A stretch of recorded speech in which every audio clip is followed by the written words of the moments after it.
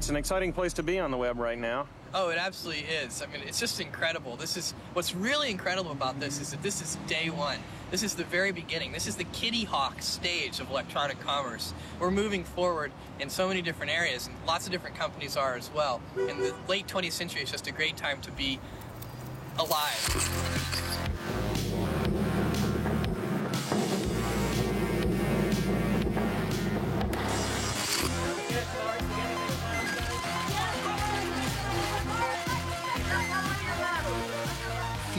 L'histoire compte peu de personnes qui ont eu un tel impact sur l'humanité.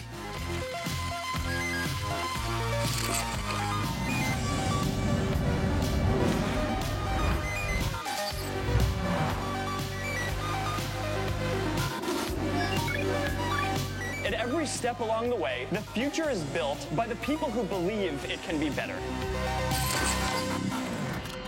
We have liftoff.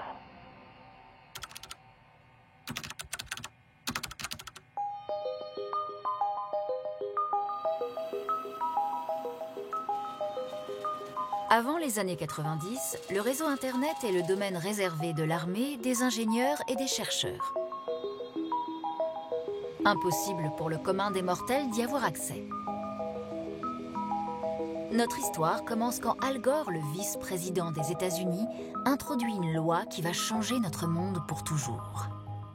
We believe very deeply that freely available information is important to the future of our country. Au début des années 90, la législation vise à étendre, renforcer et augmenter la capacité du réseau Internet.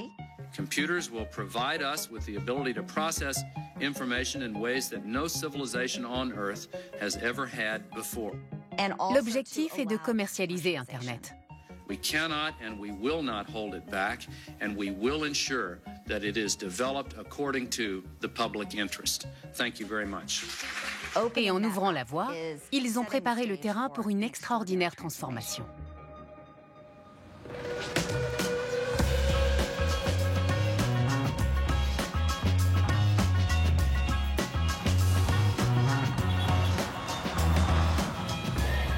There has been the most extraordinary amount of wealth creation. And we're not just talking about the few people at the top who've got megabucks, struck it rich and have taken it all to the bank. La BBC n'avait pas de correspondant. C'est moi qui ai créé mon poste au titre un peu pompeux de correspondant business pour l'Amérique du Nord. You're talking about a deepening of wealth across the board.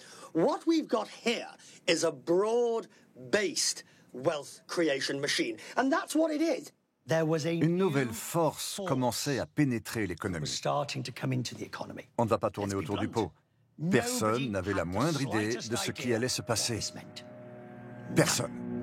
Okay guys, the first thing that you need to know is that the internet is amazing and it's changing every day. Once you've learned how to get online yourselves, you'll start seeing web pages everywhere. What's a web page? Something ducks walk on? Au début, nous sommes restés perplexes. What do you write to it like mail? No, a lot of people use it and communicate. I guess they can communicate with NBC writers and producers. Allison, can you explain what Internet is? Mais pas les Golden Boys de Wall Street, qui ont immédiatement cherché comment cette technologie pouvait les rendre plus riches. D.E.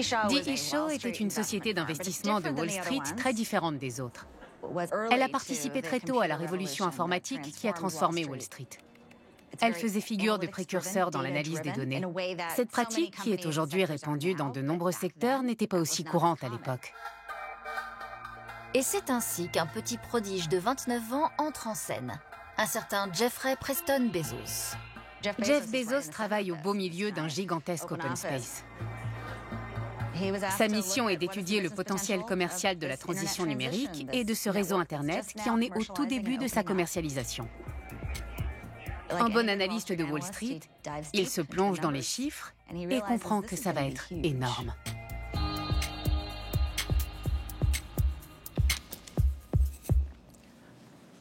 La dernière fois que j'ai vu Jeff, c'était hier soir. On a dîné à Seattle. Joshua et Jeff sont amis depuis qu'ils ont 12 ans. Voilà, Bezos J. C'est Jeff. Grande lunette et une belle tignasse. Après la fac, Jeff est parti travailler à Wall Street. Il aimait vivre à New York. Et il avait une vie sociale intense. Il a toujours aimé ça. Il a eu beaucoup de petites amies. Un jour, il a invité une fille à dîner. Elle a accepté. Et il était si nerveux qu'en lui servant du vin, il a tout versé dans son assiette. Partout. Il ne s'était pas rendu compte qu'il n'y avait pas de verre. Il a fini par dire « C'était gênant. Tu veux qu'on se revoie ?» Et elle a répondu « Non, merci. » Mais Jeff épouse celle qui était sa petite amie Mackenzie et le couple vit dans l'euphorie des jeunes années. Pendant ce temps, Jeff poursuit sa mission, sidéré par les chiffres hallucinants du numérique. Avec Mackenzie, il décide de faire le grand saut. Jeff m'a appelé, il a dit « Mackenzie et moi, on démissionne. On part pour Seattle et on monte une entreprise. » J'ai dit « Cool, qu'est-ce que vous allez faire ?» Il a répondu « Vendre des livres sur Internet. » J'ai répondu « Cool, mais c'est quoi Internet ?» Il a ri et m'a expliqué ce que c'était, mais je lui ai demandé « Jeff, pourquoi quelqu'un achèterait-il des livres chez toi ?»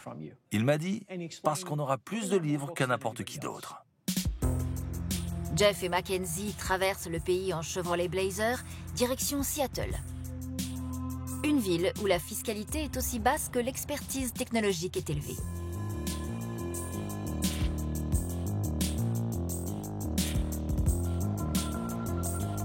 Le couple lance Amazon dans sa petite maison de banlieue. Hi there, who are you? I'm Jeff Bezos. And what is your claim to fame? I'm the founder of Amazon.com. Where did you get an idea for Amazon.com? Well, 3 years ago, I was in New York City working for a quantitative hedge fund when I came across the startling statistic that web usage was growing at 2,300% a year. So I decided I would try and find a business plan that made sense in the context of that growth. And I picked books as the first best product to sell online, after making a list of like 20 different products that you might be able to sell. And books were great as the first best, because books are incredibly unusual in one respect, and that is that there are more items in the book category than there are items in any other category by far. When you have that many items, you can literally build a store online that couldn't exist any other way. Do you think we'll divide time into before web and after web? I don't know whether we'll do that or not, but I do think that this is the first time that we have had sort of a planet-wide ability to communicate, and that is extremely valuable, and there is something significant there. Great. Thanks so much for your time. It's been my pleasure. Thank you. Le nouveau site web de Jeff est un succès. Après seulement 1 mois, il a vendu des livres dans chacun des États américains et dans 45 pays différents. Désormais, il a besoin d'une équipe. Et il n'y a qu'un seul endroit où la dénicher, chez l'un des plus gros employeurs de Seattle, aux mains du plus jeune milliardaire de la tech au monde, Bill Gates. Je suis entré chez Microsoft après l'école de commerce. À l'époque, Bill était une sorte de savant fou. Il était connu pour être parfaitement odieux.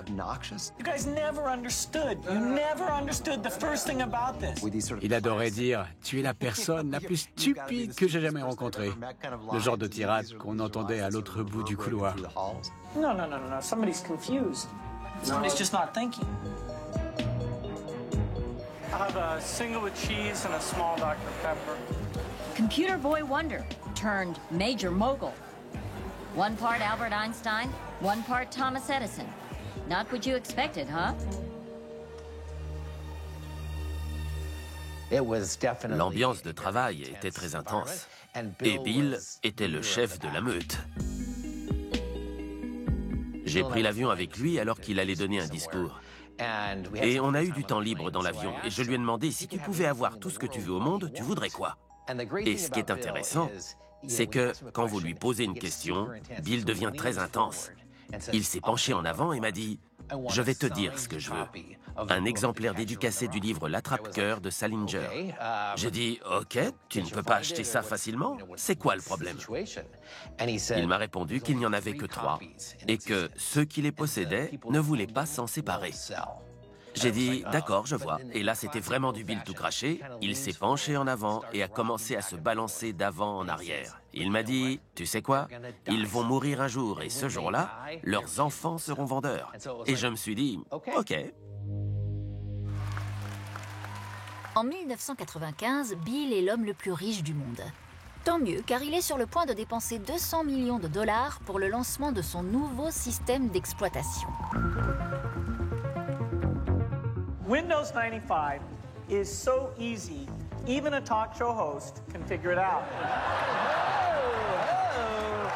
You got your taskbar, let's go right down there. Little taskbar there, you can click on there, you see, and I can change my mind. Do I go over here? This one too. I can change my mind faster than Bill Clinton. Look at that, huh? Alors que Microsoft est au sommet de sa réussite, Bill et ses cadres sont inquiets. On était trop concentrés sur le nouveau Windows, dont la première version était sortie en 88-89. Avec Windows 95, on avait fait des progrès extraordinaires. Et puis voilà qu'Internet débarque. Cette irruption a chamboulé toutes nos idées préconçues sur l'avenir. C'était au fond un nouveau défi pour l'industrie technologique. Internet n'est pas la seule épine dans le pied de Bill Gates. Mon téléphone a sonné et c'était un certain Jeff à l'autre bout du fil. Je suis parti chez Amazon parce que c'était un magasin de livres doublé d'une entreprise technologique. Mais surtout parce qu'on sentait déjà que le commerce en ligne allait être la prochaine révolution. Les gens pourraient en 2 ou 3 clics recevoir chez eux, quelques jours plus tard, un livre qu'ils n'auraient jamais pu trouver ailleurs. Et ils allaient être époustouflés. J'ai eu la chance, si on peut dire, que Bill Gates s'intéresse à mon départ de Microsoft.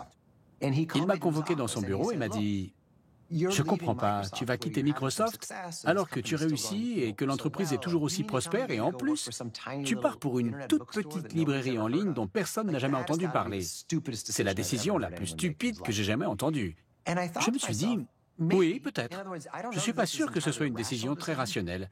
Mais si ça marche, ça peut être incroyable d'avoir fait partie de l'aventure dès le début. » Where's Amazon's headquarters? The public relations people told us to come to 1516 2nd Avenue between Pike and Pine in Seattle.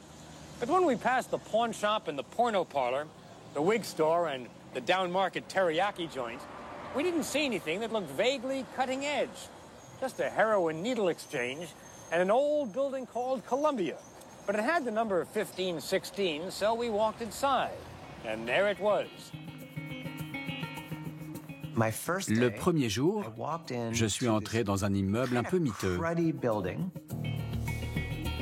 On ne pouvait pas trop savoir si l'ascenseur marchait ou pas. On m'a montré mon bureau. C'était plutôt un placard, j'exagère pas, un vrai placard. Upstairs, it doesn't look very high-tech either. More like a college dorm than a corporate headquarters. Au début, Jeff croyait dur comme fer à l'importance de fonctionner avec peu de frais. Et il prenait des décisions en accord avec la symbolique de cette culture low cost. I've heard a lot about your desk. It's a door with 4x4s. Come on. What? I mean, you can afford a better desk than that. It's a symbol of spending money on things that matter to customers and not spending money on things that don't. And you don't need clean carpets.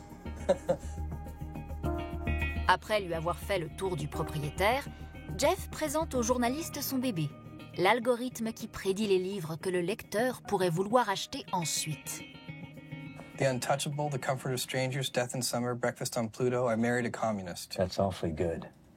I mean, frankly, that's very good because I've already bought 2 of those books in bookstores.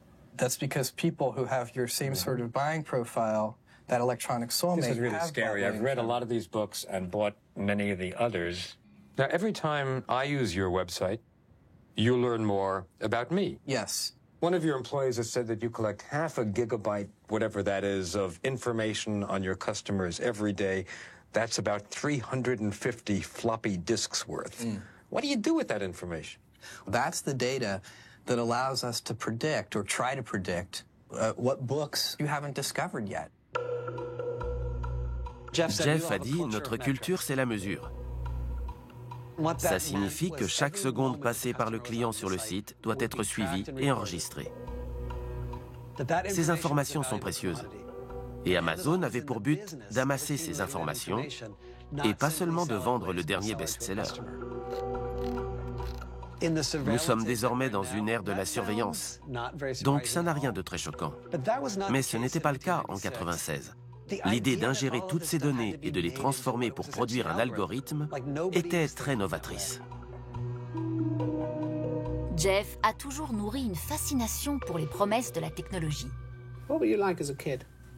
Me as a kid, I was sort of a socially awkward and nerdy little kid. Why? Why? In what way? I don't know. I watched Star Trek instead of Sesame Street, you know, and when a sci-fi addict. When the kids would get together, when we'd get together after school to play, we'd play Star Trek, and I always wanted to be the computer. Durant ses 3 premières années, Jeff est élevé par sa mère, Jackie, qui est célibataire. Jackie Bezos est l'une des personnes les plus coriaces que j'ai jamais rencontrées. Elle avait 17 ans quand elle a eu Jeff. Elle l'emmenait avec elle pour aller à la fac. Elle a eu la vie dure. Jackie épouse ensuite Mike Bezos, qui adopte le jeune garçon. Le père de Jeff a quitté Cuba pour les États-Unis à l'âge de 15 ans. Quand votre père a fui un régime répressif, vous prenez la mesure des choses. Dad is dad. I've got one dad. He's my real dad, and I love him very much.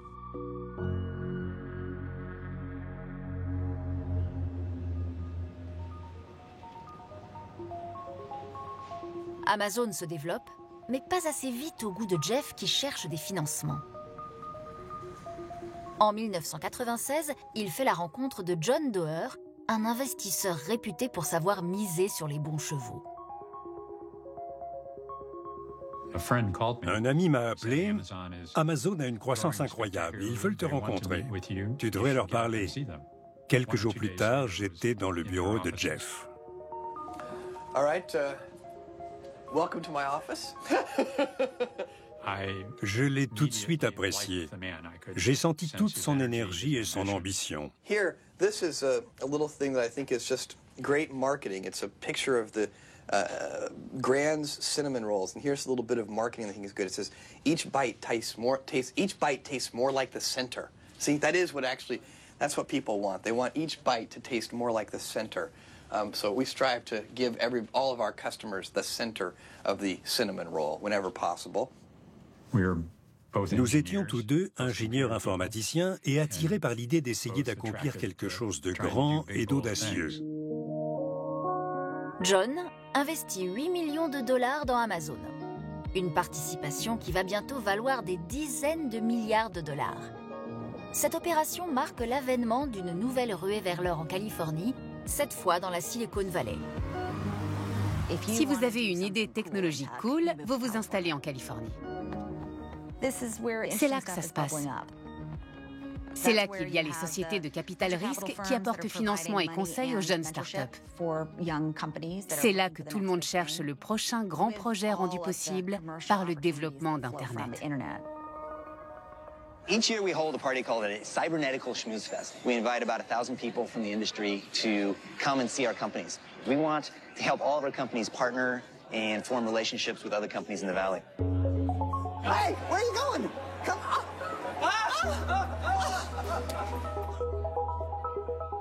Un petit nouveau venu d'Afrique du Sud attire l'attention des investisseurs. I mean, what you've got going on with the internet is it's basically like an earthquake where the epicenter is Silicon Valley, and it's shaking up the whole world. Avec l'aide de son frère, Kimball, Elon lance Zip2.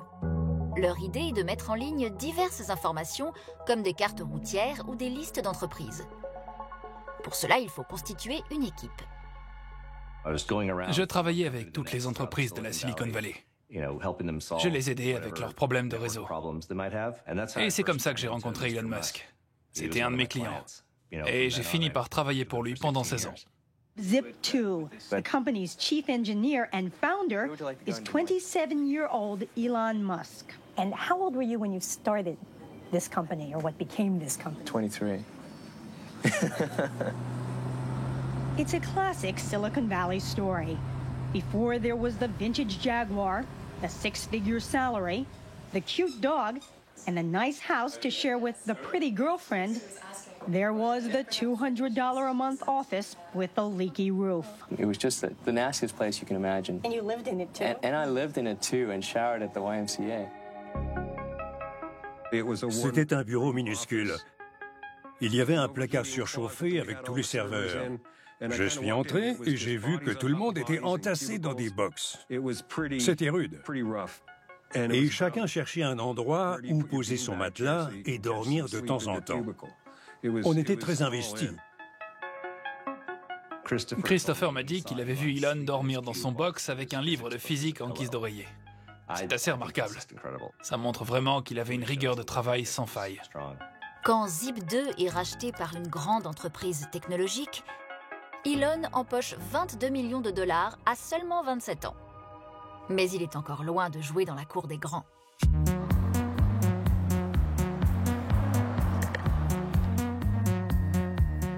Wow, I can't believe it's actually here. It's pretty wild, man. Il se paye la voiture la plus chère du monde. It's just a moment in my life. There it is, gentlemen, the fastest car in the world. Wow. No, I'd say the real payoff is the sense of satisfaction having created the company that I sold. Yes, but the car is fun. But the car sure is. The car is sure is Let's fun. be honest. Sure is You'll fun. take the car. Mais rapidement, il dévoile sa nouvelle ambition encore plus grandiose, transformer le monde de la banque en ligne. Maintenant qu'il était ceinture noire de business, il cherchait à investir sa fortune dans sa prochaine start-up. So this is an ATM. What we're going to do is transform the traditional banking industry. Et il a misé tous ses gains. Et ensuite, il a recommencé. C'est un type un peu particulier. Elon va gagner des centaines de millions de dollars grâce à sa nouvelle start-up, PayPal. Elon pouvait voir derrière les coins. Il repérait des connexions que les autres ne voyaient pas. Les acteurs du secteur bancaire pensaient que le système était immuable. Mais ils ignoraient tout de la technologie et n'imaginaient pas qu'une nouvelle approche était possible. La Silicon Valley va bientôt devenir la plus grande mine d'or au monde. C'est également là qu'est installée l'entreprise Netscape, un navigateur pour lequel il faut payer 49 $ pour accéder à Internet. Il devient pourtant la porte d'entrée de millions d'internautes qui plongent dans un nouveau monde en ligne. Bill, le premier milliardaire de la tech, flaire une nouvelle opportunité. The number of people who are going to publish content on the internet just blows away the number of people who have TV channels or have newspapers. I mean, there is no shortage of content out there. Quite to the contrary, there's a lot of people saying, wow, there's so much content. How is anybody going to make money? But, you know, that's the wonderful world of entrepreneurial spirit. Quand on a l'esprit de compétition comme Bill Gates, ça doit être très frustrant de voir cette croissance, ces startups qui font un carton et cet épanouissement soudain d'Internet. Microsoft se retrouve vraiment à la traîne. Somebody who uses Windows 95 can dial into any online service. Alors, même s'il débarque avec un peu de retard dans ce nouveau monde, il va s'y attaquer tête baissée. Il va se servir de la plateforme que lui offre Windows pour lancer son propre explorateur Internet. C'est ainsi qu'est déclarée la guerre des navigateurs. Bill Gates propose gratuitement Internet Explorer, le navigateur de Microsoft, pour l'achat du système d'exploitation Windows. Rapidement, Netscape est en difficulté. D'autres millionnaires de la tech estiment que Bill a contourné les règles du fair play. Microsoft should not be allowed to own the browser market. If they do that, then they will own the gateway to the internet for every consumer, and that is almost certainly likely to result in a less valuable experience for the consumer. S'ouvre alors une lutte sans merci pour devenir le gardien des portes d'Internet. On était pris dans une bataille très rude entre leur équipe et la nôtre, où tous les coups étaient permis. La compétition faisait rage. Persuadé qu'il triomphera, Bill a la tête ailleurs. Il vient de dépenser 63 millions de dollars pour construire la maison de ses rêves. Xanadu 2.0, un manoir high-tech sur la côte de Seattle. Il est encore le milliardaire de la tech le plus riche du monde. Mais de l'autre côté de la ville, Jeff le talonne. Amazon a commencé comme une librairie en ligne. Mais Jeff s'est dit, si on se contente des livres, on ne deviendra jamais une grande entreprise. Ce qu'on veut construire, c'est un site où vous pouvez enfin trouver tout ce que vous voulez acheter en ligne. Our first announcement is a home improvement store. This is fairly incredible. This may look like an ordinary cowboy hat. I know that's what you all were thinking. But it's actually an OSHA-approved hard hat. We have the world's best hand drill. On a eu droit à une explosion de tous les produits imaginables. Et au fur et à mesure que l'entreprise se développait, les entrepôts ont augmenté leur capacité et ils se sont mécanisés. C'était gigantesque. On aurait dit la rencontre entre l'Angleterre industrielle de Dickens et la technologie numérique de pointe.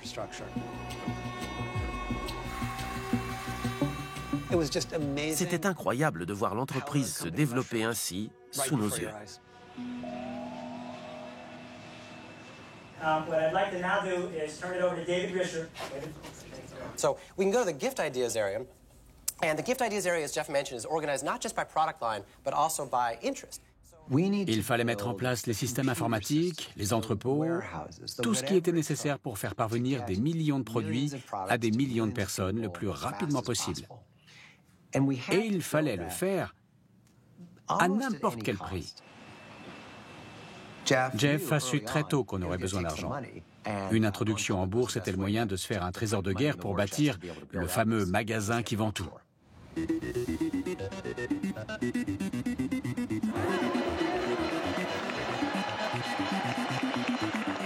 Une IPO, une introduction en bourse. C'est une manière pompeuse de dire qu'on va vendre des actions au public. Une entreprise privée décide de lever des fonds. Soit elle emprunte à la banque, soit elle fait une IPO. C'était une très grande fête pour partager cette émotion. On s'est dit, waouh, on vient de passer un cap, c'est génial. Maintenant, on se remet au boulot. Avec l'IPO, la fortune de Jeff atteint les 180 millions de dollars du jour au lendemain. Et le cours de l'action ne cesse d'augmenter. Un an plus tard, ses actions valent plus d'1 milliard de dollars. Et en 1999, 8 milliards. Mais son voisin Bill est encore loin devant. At one point on Friday, Amazon.com's total stock market value surged past $30 billion, making it worth more than a major industrial company like Texaco.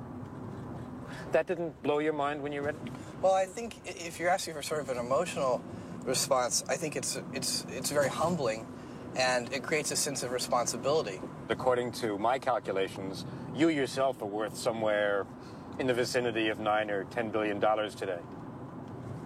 I only say that because I've got a follow-up question. Okay. What's with the Honda? This is a perfectly good car. L'ascension fulgurante du cours d'Amazon entraîne une frénésie d'achat de la part des actionnaires de la Silicon Valley. Le rêve américain aujourd'hui, c'est d'avoir réussi à 25 ou 35 ans. Si vous n'êtes pas riche à 35 ans, alors vous êtes sur le banc de touche et vous n'entrerez jamais sur le terrain. Ces gens achètent des maisons à 4 millions de dollars. C'est un quartier très vert, luxuriant, très bien entretenu. Et comme on dit dans la Silicon Valley, c'est stylé. La bulle Internet ne cesse de grossir. Et pour les traders de Wall Street, l'occasion est trop belle. C'est à cette époque qu'on a inventé l'expression « fuck you money ». Ça veut dire qu'on est suffisamment riche pour dire à tout le monde d'aller se faire foutre sans qu'il y ait la moindre conséquence. C'est à notre but à tous. With record profits and million-dollar bonuses appearing in paychecks once again, New York is booming, with conspicuous consumption very much back in fashion. Chaque jour au boulot, on enchaînait les deals. C'était n'importe quoi. On a investi dans enterrement.com. Dingue, non? Ou encore dans animaudecompagnie.com, vous imaginez? Deux types dans un bar ont dû se dire « On va lancer le Amazon de la nourriture pour animaux ». Et 9 mois plus tard, leur boîte était cotée en bourse. Since Amazon went public in May 1997, its stock has multiplied 43-fold. It has risen 49% this week alone.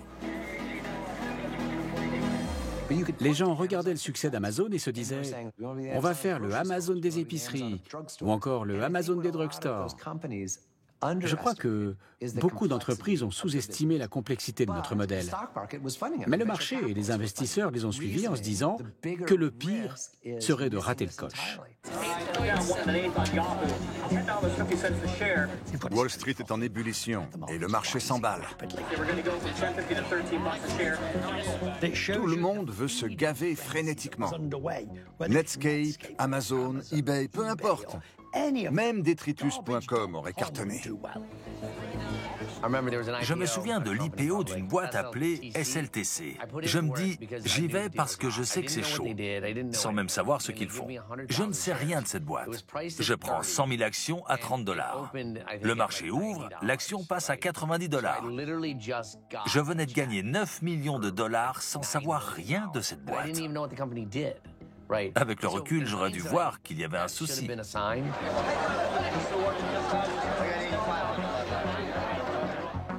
Le marché de la tech se porte bien. À l'inverse de Microsoft et de son PDG Bill Gates. L'industrie technologique n'arrêtait pas d'encenser Microsoft et la domination de Windows. Mais la guerre des navigateurs a changé la donne. Tout le monde s'est dit, là, Microsoft a dépassé les bornes. Microsoft est accusé de monopole et d'abus de position dominante. We will show a significant effort to stifle competition, harm consumers, and prevent the market from having people compete on the merit. Bill est contraint de répondre pendant plusieurs jours aux questions des procureurs. Do you recognize this as the form in which email has been printed out by Microsoft? I don't know what that means. It's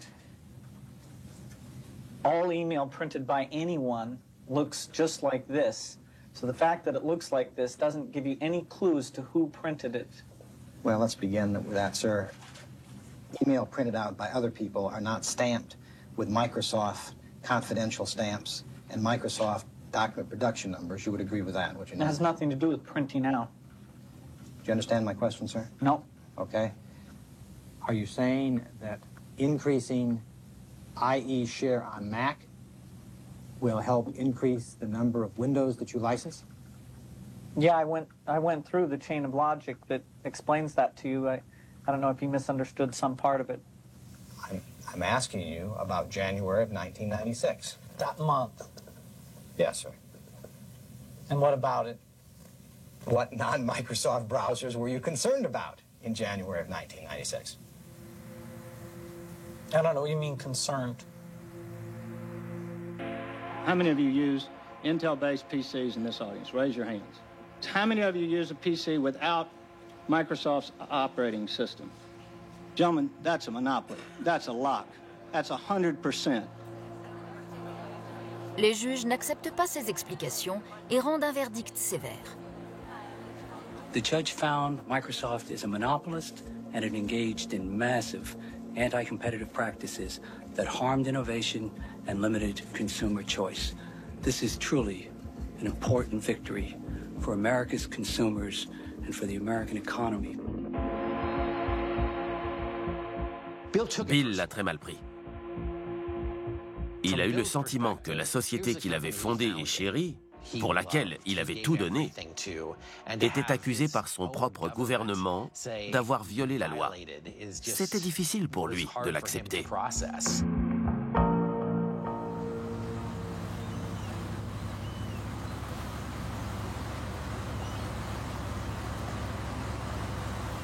Shares have plummeted tonight on the New York Stock Exchange as the high-technology Nasdaq and the blue-chip Dow Jones Index went into free fall. The biggest points fall ever for both markets.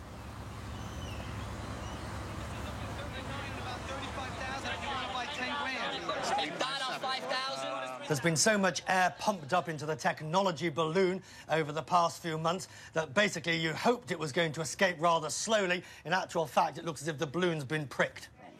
Kevin, below 5 Goldman Sachs, I could use in a good size. La source de l'argent s'est tarie, tout simplement. C'est un retour à la réalité. À la raison, en fait. Take another million, yeah, compact. On a regardé notre portfolio et on a décidé de vendre toutes les actions qu'on possédait. La totale, peu importe le prix. La seule chose qui comptait, c'était de lâcher de l'action. It's a rude awakening when you're buying something that goes up every day and all of a sudden you start losing real money.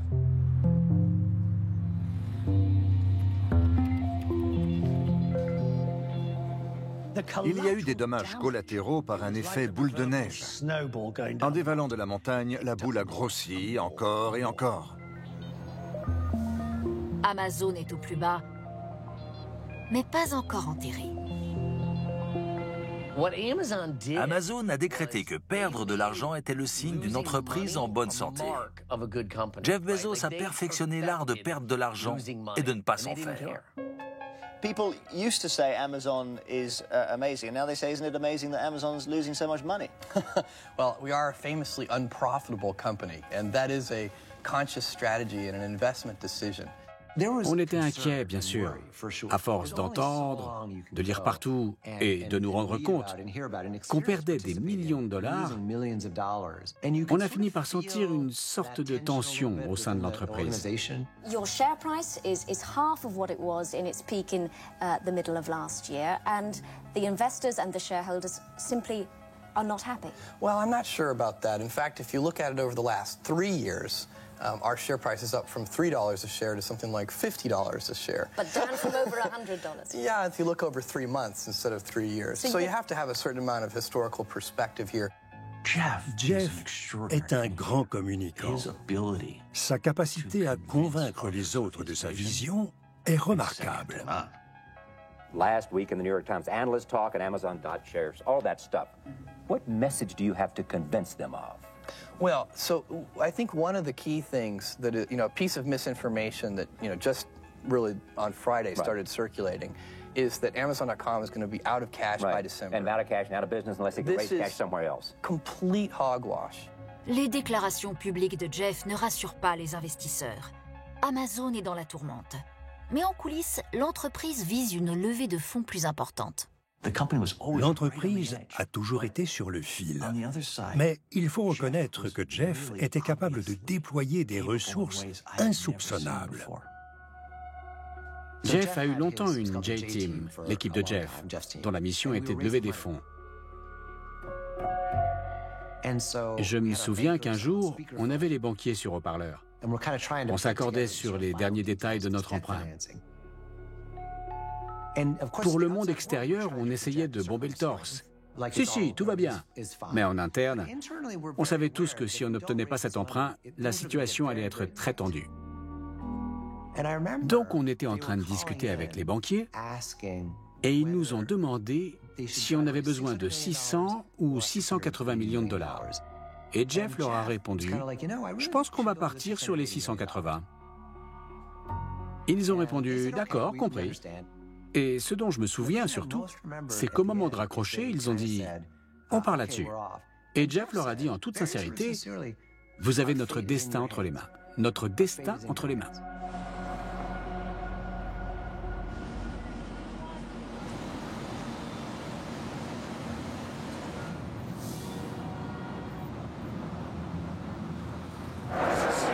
earthquake. Get on the air now.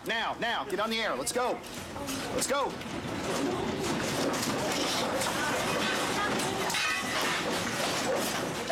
Comme si Amazon ne souffrait pas assez des turbulences du marché, le bâtiment s'est mis à trembler. J'ai rien compris.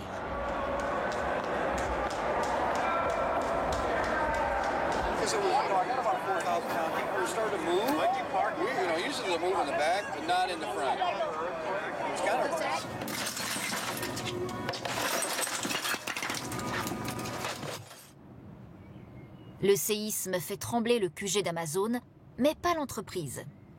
Une fois l'emprunt de 680 millions de dollars accordé, l'horizon s'éclaircit. Reposant désormais sur des bases plus solides, Jeff va pouvoir accomplir un exploit inédit, faire du profit. The last year, I think, has been a brutal one in many ways. I feel like, in 1 year, it's very easy to go from internet poster boy to internet piñata.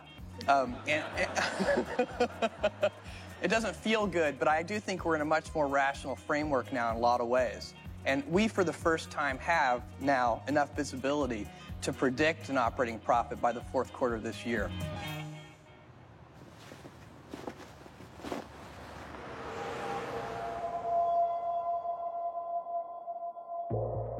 Après le premier verdict, Microsoft conteste la décision et gagne en appel. Bill lance une fondation philanthropique avec sa femme, Melinda, et quitte son poste de PDG de Microsoft. Pour Amazon, le chemin du succès sera encore semé d'embûches. Mais Jeff a fait des investissements judicieux.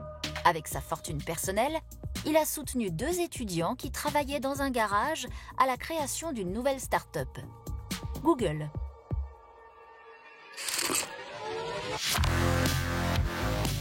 There's Larry, CEO of Google. Hi. Larry Page and Sergey Brin are technology gods. Mark Zuckerberg, founder and CEO. What is going on at this table? Ces petits nouveaux vont s'employer à capter notre attention et à nous surveiller. You seem to be replacing Larry and Sergey. Is that a question? Call them the Facebook generation, 18 to 29-year-olds who are going face-to-face, chatting online. We're participating, we're here, we're speaking out. Nobody can take that away from us. Ils vont en tirer une richesse et un pouvoir démesuré.